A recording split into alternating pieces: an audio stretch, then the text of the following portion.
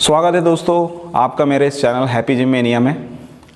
दोस्तों आज हम बात करने वाले हैं स्टेरॉइड्स के बारे में। जी हाँ, स्टेरॉइड्स ज़्यादातर आजकल तो बहुत ज़्यादा ट्रेंडिंग हो चुका है। ये मेरे पास बहुत से बच्चे आते हैं और वो मुझे कहते हैं कि सर हमें स्टेरॉइड्स के बारे में बताइए, हमें स्टेरॉइड्स वगैरह कहीं से दिलवा दीजिए। तो दोस्तों मैं आपको बता दूं, मैं तो अपने तरफ से उन्हें सजेस्ट करता हूं कि ये सब चीज़ें नहीं लेनी है, अच्छी चीज़ नहीं है शरीर के लिए। लेकिन बात जायज़ सी बात है कि जैसा वो मुझसे पूछा है, उसने किसी और से भी इस बात की ज़रूर जानकारी लिया होगा बच्चे ने, और हो सकता है कि किसी ने उसे सजेस्ट भी किया होगा कि उसे स्टेरॉइड्स लेनी चाहिए, क्योंकि इसके जो रिज़ल्ट हैं वो बहुत फास्ट है। और आज की दुनिया में हर व्यक्ति बहुत तेज़ी से बढ़ना चाहता है। जिम आता है तो चाहता है कि 1 महीने में उसकी बॉडी बन जाए। इन्हीं सारी चीज़ों को, इसके साइड इफ़ेक्ट्स क्या हैं नहीं जानता वो, और आते हुए बस जिम आता है, वर्कआउट करना शुरू कर देता है और पहले दिन से शुरू हो जाता है कि स्टेरॉइड्स बताइए, कौन सा इंजेक्शन लेना है, मुझे क्या खाना है। ये सारी चीज़ें उसकी चालू हो जाती है।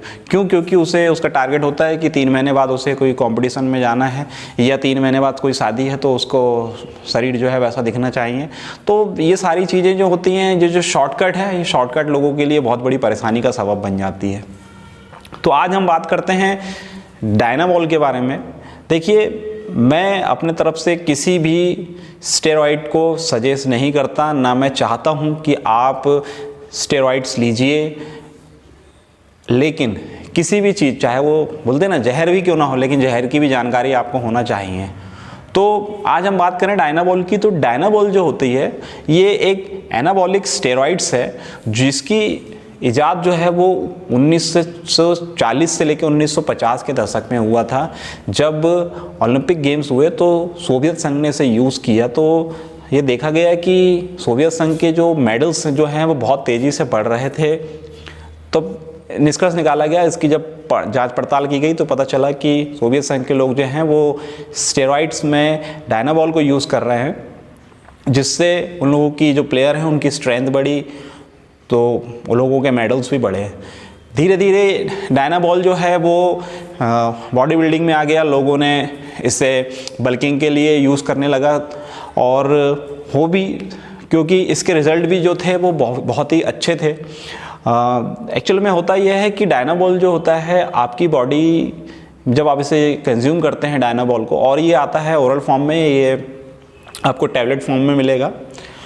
बहुत सस्ता है, लगभग आपको 1000 रुपये, 750 1000 रुपये की रेंज में आपको ये 100 टैबलेट्स भी आपको बहुत आसानी से किसी भी किसी भी सप्लीमेंट स्टोर या आपके ट्रेनर के पास या जिम ओनर्स के पास बहुत आसानी से मिल जाती है।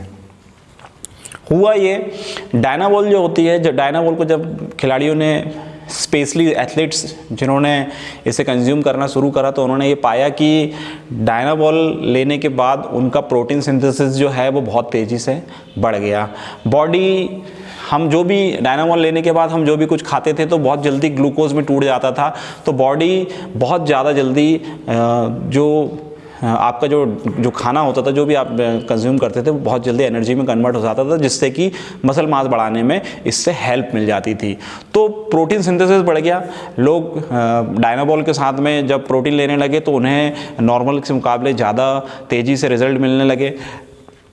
टेस्टोस्टेरोन जो लेवल है आपका, जो एक मेल हार्मोन्स है, टेस्टोस्टेरोन लेवल भी जो आपका नेचुरल प्रोडक्शन जो है, उसके अलावा इसने उसके थोड़ा एनाबॉलिक रूप से बढ़ा दिया, जिसके कारण हुआ ये कि टेस्टोस्टेरोन लेवल भी हाई हुआ।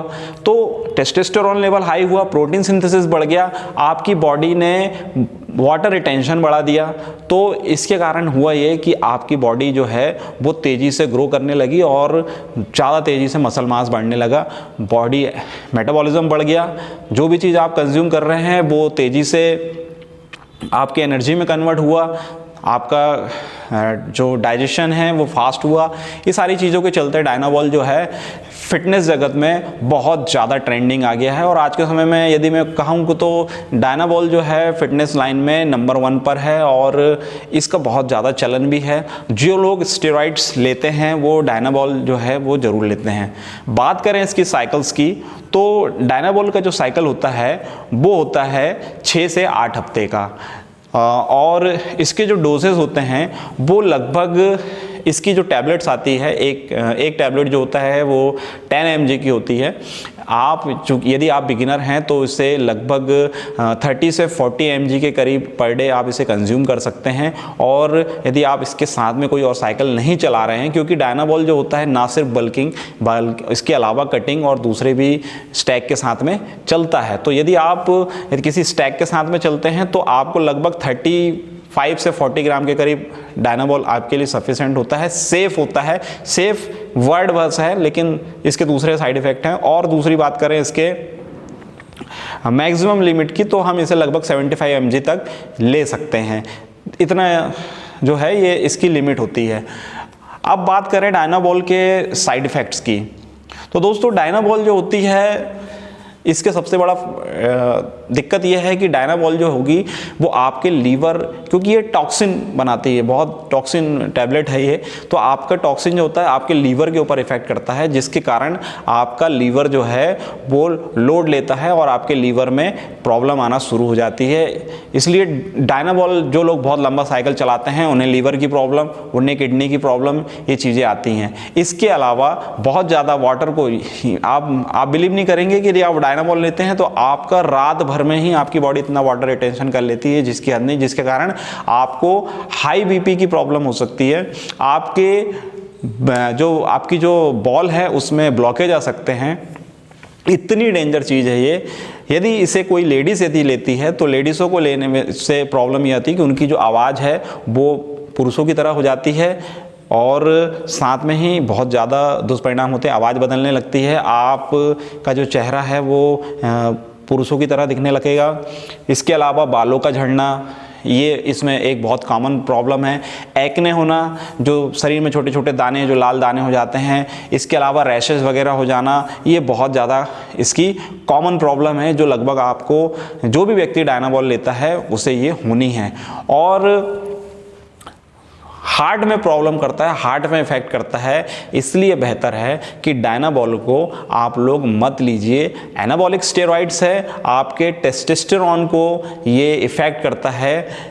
कोई भी व्यक्ति यदि डायनाबॉल लेता है, हमारी बॉडी, बात मेल की करें, हमारा जो मेल हार्मोन्स टेस्टोस्टेरोन है, जब ये नेचुरल प्रोडक्शन जो होता है, इसके अलावा जब डायनाबॉल एक्स्ट्रा आपको प्रोडक्शन चालू करवा देता है तो हमारी बॉडी को आदत हो जाती है कि वो नेचुरल तरीके से टेस्टोस्टेरोन को डाउन कर देता है और एनाबॉलिक रूप से वो टेस्टोस्टेरोन को लेने लगता है, जिसके कारण दिक्कत ये आएगी कि जिस वक्त आपका एनाबॉलिक स्टेरॉइड का साइकिल जब खत्म होता है तब आपकी बॉडी जो है नेचुरल रूप से टेस्टोस्टेरोन, जो आपका प्रोडक्शन जो है जो नॉर्मल होता है, उससे कम प्रोड्यूस करता है।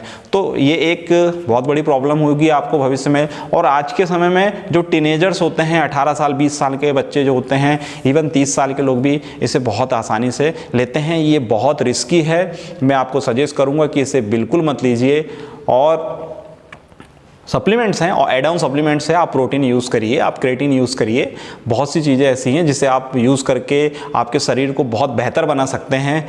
अलग से ये स्टेरॉइड्स में जाके ज़िंदगी बर्बाद करने से कोई फ़ायदा नहीं है।